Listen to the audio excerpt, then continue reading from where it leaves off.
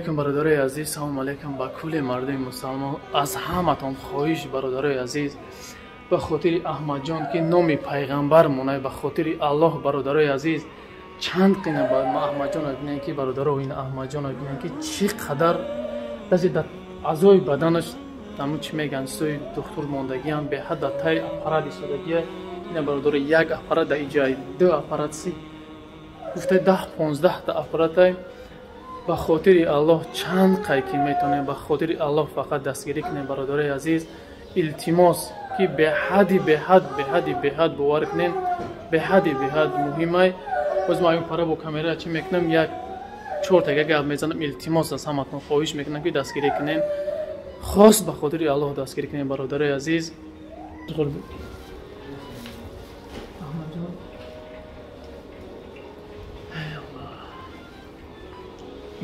برادرای عزیز باور کنین برادرای عزیز، به حد خواهش از همتون التماس برادرها باورم کنین. من میدونم که پول شاید در 2 ساعت در 3 ساعت پول جمع میشه و از همتون خواهش میکنم مردمی که خیر میکنین به طرف نباشین. التماس برادرها چند تا میتونین ویدیو را لایک کنین، پدریس به همه روی که انشالله جون ما میتونیم در بین 3 ساعت جان شب بخریم.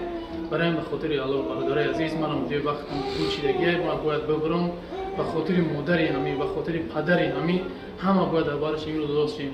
خداوند یار و مددگارتون. السلام علیکم و رحمت الله و برکاته. برادرای عزیز، این نگاه کنین احمد ببینید که چه احوالش بزیبه برادرها. به خاطر الله را ببینید در تمام جا نگاه کنین که حتی در پوچش، در چیش، در برش کمش، در دهانش، در برای سینه‌اش، همه طرفش ده نه این برای دستش ببینید خو همه طرفش ده سیستم موندگی.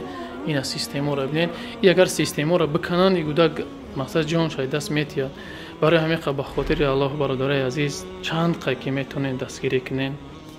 این برادرای عزیز دیدین که در بری احمد هستم. التماس برادرها تو 3 ویدیو که هستم انشالله اگر شب پدریت پرتفتان میگیرم به خاطر احمد جان که به حد باز ببینید پدرش باور که 2 روز بود یا 3 روز ما را زنگ میزد. حسابی کارام بسیار بود، مثلا بیمارا قطعی بدم. التماس برادرها خواهش میکنم از همتون همین ویدیو را به خاطر الله چند قمتون پدلی سکنین لایک کنین. اینجا نمره پدرش زبربانکی پدرش زنگ بزنین. در مترو دبرینسکی در شهر مسکو هست. این مترو 5 مینوت راه بیاین انشالله که پدرش با اونجا یک سلام علیکم من میگم این خوب میشه. خدای یار و مددگارتون. السلام علیکم و رحمت الله و برکاته.